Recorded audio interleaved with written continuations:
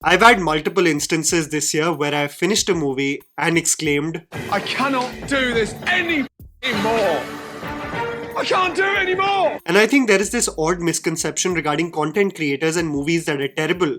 That creators thrive on talking about bad movies because it leads to more engagement, almost doubling down when it is not necessary. And I believe while it is true that the worst lists often get more engagement than the best movies of the year, I think it's about goddamn time that the film industry, which would coast through terrible content and mediocrity being celebrated back in the day, realizes that the audience just deserves better. If that means me in certain instances being a buffer, warning you about something absolutely atrocious, not worth wasting your time, then I think it's necessary that such content gets called out. Because I can't tell you about how omnipresent PR teams are today.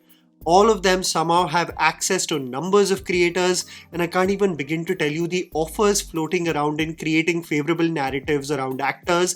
It's so bad right now that I consistently get messages if there is a bad review, or if they even get a hint I have not liked a movie. So no matter what you believe, that I'm in this camp or that camp, that I'm this person's PR or that person's PR, I want to tell you that I still have never accepted a penny for a movie review and would like to follow the same in the future to keep this relationship between you and me a priority.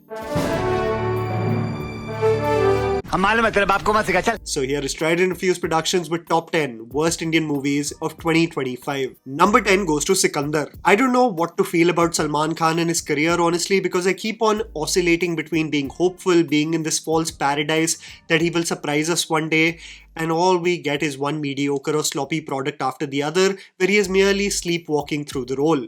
Sikandar was assumed to be this big banger comeback for Salman Khan, his collaboration with A.R. Murugadoss, at least on paper being exciting, but the film was an unintentionally funny mess. A concept of organ donation hilariously executed. The romantic relationship with Rashmika was awkward and bizarre. The antagonists were hammy and barely made you feel like the stakes were high. And while I acknowledge that Salman Khan was going through a turbulent time regarding his physical well-being and the threats that loomed in his life, even the most loyal Salman fans would tell you that they couldn't even convince themselves to marginally like the film, even if they were paid to do so. Why is it that I sadly feel like the Battle of Galwan will meet a similar fate? Number 9 goes to Game Changer.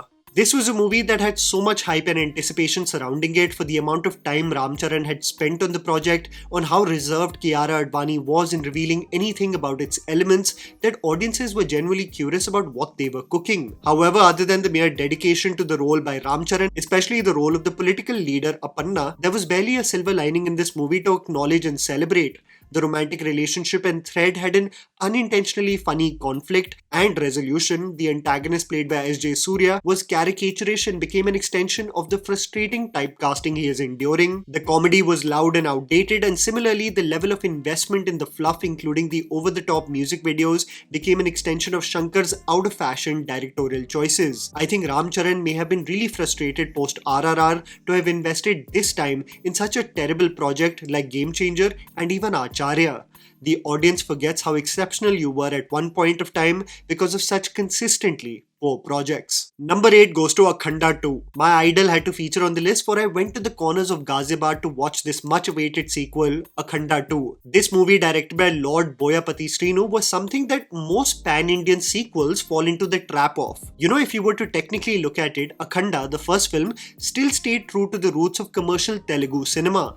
However, I assume when the makers did see the success of the first film in the Hindi market, especially when the movie released digitally, they transformed the script into becoming a WhatsApp forward of pseudoscience and over-the-top action that was unbearable to sit through. Of course, protected under the garb of imagery of revered gods, so who is going to criticize it? Akhanda 2 ended its lifetime Hindi run under 1 crores, and to see Balaya with Harshali Malhotra save the country from a biohazard had me face-palming almost every 15 minutes. Balaya will deliver a long speech lecturing the Indian Army chief in the movie कि तुम देश की रक्षा करते हो और मैं धर्म की रक्षा. Of course, ending the dialogue in English by saying, "You and me may sound the same, but we are not the same." Balaya cinema is something I will always be loyal to. Number 7 goes to Thug Life. You remember the meme of someone exclaiming, "Oh, look how they ruined my boy"? Yup, That's exactly what I felt when I saw the Mani Ratnam directed movie Thug Life starring Kamal Hassan. My god, was it an abomination in every way. You remember sitting through the first announcement and wondering that Kamal Hassan may just be integrating himself with the Yakuza? How wild our theories were. Upon reflection, our theories were better than whatever the movie explored. The song mixing and editing was all over the place, the romantic relationships were uncomfortable to witness, having extremely regressive undertones as well, something that I'm beginning to notice as a consistent theme with many Mani Ratnam movies. There were far too many conflicts, a predictable linear manner of storytelling, too many wasted characters, and as the film progressed further in the second half, it just became a drag to sit through, making a much hyped collaboration painfully disappointing. Number 6 goes to Housefull 5. I mean, I can't believe we are sitting here discussing the releases, and this franchise has gone on to do 5 movies, and hilariously, while the cast was sitting together for its OTT release, they were also discussing the possibilities the franchise can venture into when they produce the 6th film. This bootleg version of Knives Out on a Cruise was crass, extremely unfunny, and depended mainly on double meaning jokes and the women being treated as mere objects of desire to extract laughter from the audience. The result was mostly crickets. If that wasn't enough, the producer's masterstroke of presenting this movie in 2 versions so that the audience can torture themselves twice was an utter creative failure. Sitting through Nargis Fakhri attempting a Nepali accent, Saundarya Sharma being instructed to bend over to the cast and crew's desire, and the worst, to sit through the most irritating character known in commercial cinema, Akhri Pasta still trying to convince the world that this character is any way funny, makes Housefull 5 genuinely one of the most irritating theatre experiences of the year. Number 5 goes to War 2. I haven't had my heart broken so badly this year. When I stepped in for War 2, I went in like a whipped boyfriend who knows he is in the most toxic relationship. I still went in with a smile, with roses in my hand, assuming that my sheer presence, my positive attitude would linger in the universe and somehow change the outcome of this CGI slop we saw in theatres. This movie that was meant to be a high-octane espionage film, one of the most anticipated movies of 2025, developed into becoming an unintentional romance between Kabbu and Raghu. My mother, who saw this film on an OTT platform, exclaimed that eventually Hrithik Roshan and Junior NTR should have honestly just kissed. Such was the tension between them as they locked eyes with each other in an igloo with icicles in their hands. Over the top, illogical, boring, and very, very disappointing. I just wanted it to end. I can't believe they approved sequences like the Junior NTR entry, the train sequence at the Mini Cooper stoppage, and the Pakdan Pakdai happening on a moving plane. You know you are doomed in a franchise when you end up missing Tiger Shroff in the movie. Number 4 goes to Telusu Kada. Probably one of the most frustrating movie experiences was to sit through this misogynistic, irritating, and I'm convinced rage bait movies of the year. I can imagine the creators and the lead actor believing that they are so cool while writing this movie, assuming that there will be Sigma edits floating around the internet after this movie, but to my relief, the film was rejected by the Telugu audience. I can't believe that one of the punchlines of this movie, in order to justify the leading man's actions, verbatim translate to, if estrogen is this egoistic, just wait until you meet testosterone. I haven't rolled my eyes more than the innumerable times the leading hero in a wannabe animal BGM walks away in slow motion while gaslighting, manipulating, and straight up lying to his partner. I still can't believe this movie is directed by a woman. Hey, but I've seen wilder things in this country. Number 3 goes to Baaghi 4. Another Hindi film actor I genuinely don't know what to think of is the predicament that Tiger Shroff finds himself in the film industry. Can you imagine? A lot of you may have forgotten this, but the man was a bona fide commercial crowd puller before the pandemic. But what was a novelty once of exceptionally choreographed stunts and stiff acting became exhausting, especially when associated with terrible projects since the last few years. This year's Baaghi 4 probably being the worst of the lot. A ripoff of a little known Tamil movie, incessant shouting, hilarious dialogues, Sanju Baba playing the most generic antagonist for the gazillionth time in his career, and Tiger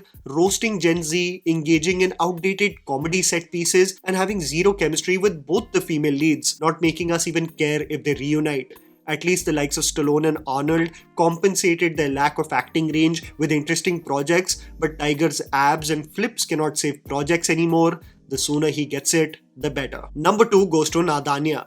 2025 probably has to be the worst year for Ibrahim Ali Khan because he featured in one of the most trolled movies of the year that was called out deservedly so. The film was the most low-effort investment I have seen in launching talent, a terrible boomer idea of what the dating life of Gen Z may be like. I feel personally offended on how they represented my Elaka of Noida. I want to do a deep dive with the makers and understand how Ibrahim won the debating competition by merely showing his abs. How did the makers decide that the hashtag Kala Chashma goals was was in any way cool, and most importantly, how did the makers get into a PSA about the benefits of homegrown vaccines in India out of nowhere? Nadaaniyan as a concept, as a film, even if merely meant to be a carefree teeny bopper romance, was painful to sit through. And of course, drumroll please. Number 1 goes to Musty 4. I can't even believe that this was approved after the abysmal box office results of the previous installment.